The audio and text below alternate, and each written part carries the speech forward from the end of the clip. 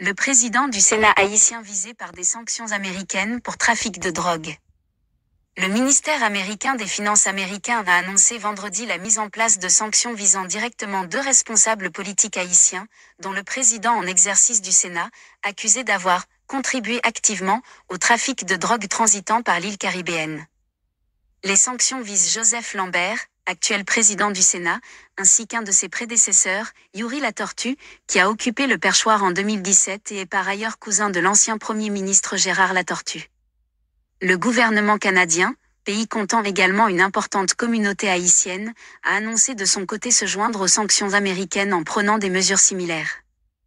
Les deux hommes sont accusés par l'administration américaine d'avoir profité de leur position officielle pour opérer un trafic de stupéfiants et collaborer avec des réseaux criminels en vue d'affaiblir l'état de droit en Haïti, a résumé le sous-secrétaire américain au Trésor, en charge du terrorisme et du renseignement financier, Brian Nelson, cité dans un communiqué.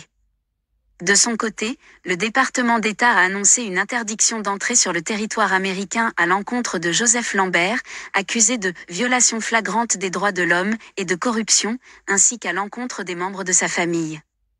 Joseph Lambert et Gérard Latortue voient l'ensemble de leurs avoirs et propriétés bloqués aux États-Unis ainsi que toute entreprise dont les deux hommes seraient actionnaires majoritaires, directement ou indirectement.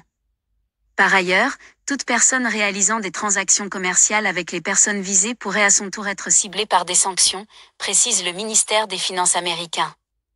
Le président en exercice du Sénat et son prédécesseur sont notamment visés pour avoir mis en place un réseau de trafic de cocaïne entre la Colombie et l'île caribéenne et avoir couvert les activités d'autres trafiquants, mais aussi commandité des actions violentes.